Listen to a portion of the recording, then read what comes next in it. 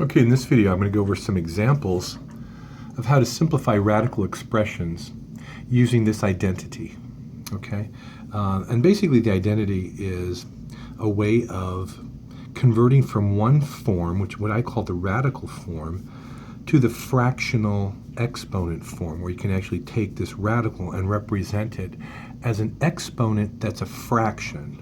Okay, not as a whole number, because we're used to kind of seeing these as whole numbers, like x to the first or 2 to the second, that sort of thing. But as some kind of a fraction, and I'll show you how this is done. Okay, so here's our first example. We'll get progressively more difficult. Let's take the cube root of 16. Now, what am I asking you when I'm saying the cube root of 16?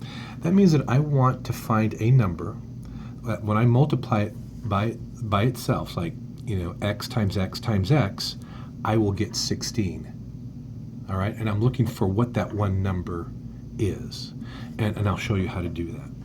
Now, the first thing that you have to do in order to make that happen is to take this number here, which is called the radicand, and change it to prime factors. Okay, and I do that by just doing a little number tree. There's 16, and I know, for example, 4 times 4 is 16. You can choose any two numbers. I know that 4 becomes 2 times 2, which are both prime, and then again 2 times 2, which are both prime. So I'm going to rewrite the 16 as 2 to the 4th power. Okay, so again, cube root of 2 to the 4th power. Now, I'm going to take this form, pretend it's this, and switch it to the fractional exponent form. Okay, so let's see what that looks like. I know that my base, or x here, is 2, so there it goes. I know that the exponent, the m, exponent over index, whoops, this is actually incorrect. This should be m over n. Let me write this out. Exponent over index. There we go. So my m will be 4. My index is n. That will be 3. Okay? So now I have 2 to the 4/3 power. Now let's just think about what that means. I'm actually going to change that 4/3 to a mixed number. It's 2 and 1 1/3 as a fraction. Now I know that, and I'm just going to go off to the side here. I know that 2 to the 1st is 2. 2 to the 2nd is 4, right? So what would 2 to the 1 1/3 be? Right? It's going to be somewhere between the 1 and the 2. So that's what we're trying to find. It's going to be some number between 2 and 4. Now, let's go back to here. I take the mixed number, and that's kind of important. Take the mixed number, and let's divide this up into 2 to the 1st times 2 to the 1/3. Now, how come I can do that? Why can I do that? Well, remember that when we were doing the rules of exponents, that when the bases are the same, the 2's, and I'm multiplying it, I just add the exponents. So I add the 1 and the 1/3, and I get 1 1/3. This is just like breaking it down and going backwards. Okay, so I've broken it down and gone backwards. Now what I have, and this is the trick I'm going to use, when it's 2 to the 1st like this, I just put that outside the radical. But when it's still a fraction like this, put it back under the radical form. So that becomes bases 2, exponents 1, the index, which is that number right there, is 3. So the cube root of 16 actually becomes, in a simplified form, 2 cube root of 2. Notice I'm not going to put the 1 there because I really don't need it. It's kind of a redundancy, right? We don't normally put that. So that would be the simplified form. Now, what is 2 to the cube root of 2, right? I can actually just take that into my calculator, and I see that it's going to be 2 times whatever the cube root of 2 is. So what times what times what gives me 2? And the answer is going to be something like 1.5, I think it's going to be something like 1.56.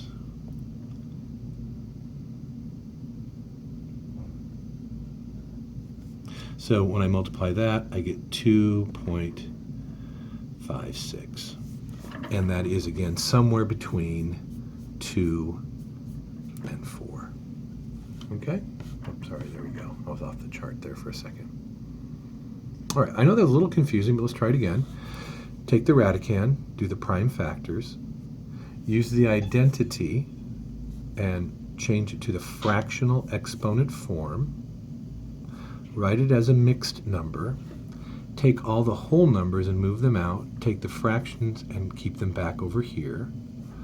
Whole numbers go outside the radical. These just convert right back to the radical form by going backwards. And there's your simplified answer. And again, this just indicates where it is, all right? Let's try another example of this, all right, so you get an idea. Let's take the square root of 72. Now notice I said square root, and I didn't put the 2 there, because normally we just understand that to be there, but I'm going to put it there just for our own way of organizing. I'm going to prime factor the 72. So if, for example, I know 9 times 8, I know that would just be 3 times 3. That would be 2 times 4. That would be 2 times 2. So when I actually take all these prime factors, I'll get the square root of 3 squared times 2 cubed. Remember when I say difficult problems are just a bunch of simple ones? See how this was like, now I've got 2 simple problems under here? So I'm just doing them individually. I'll get 3, I'm going to convert it from this form to this form now. 3 to the 2 over 2 times 2 to the 3 over 2. Exponent over index. This is a whole number, so it goes outside the radical, 3 to the first. This becomes 2 times 2 over 2 times 2 over 1 over 2, because I'm taking this and actually converting it to 2 to the 1 1/2, right? Which is the same thing as what I've done here. Again, it becomes a whole number. 3 times 2 times 2 to the 1/2. Multiply your like terms, that becomes 6.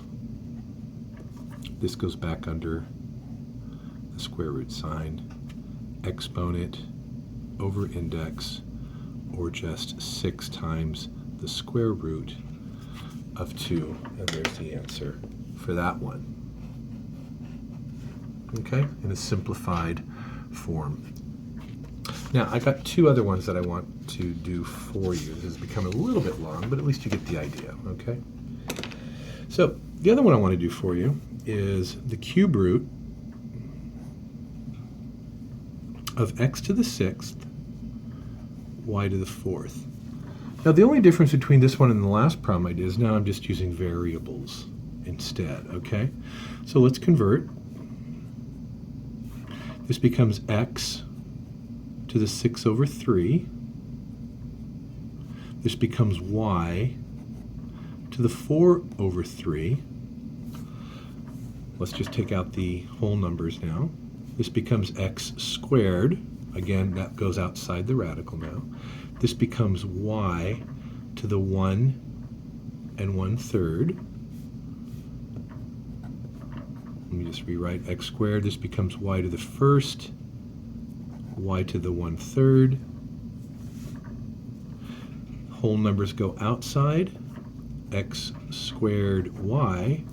The fraction goes back under the radical form.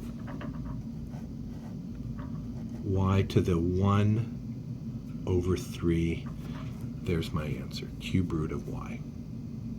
All right? And again, the very, very last one I'm going to do for you is this one here. The square root of m cubed n to the 6th, Just put the 2 in there as a square if that helps, right? And let's just go ahead and do this quickly. M, 3 over 2. N, 6 over 2.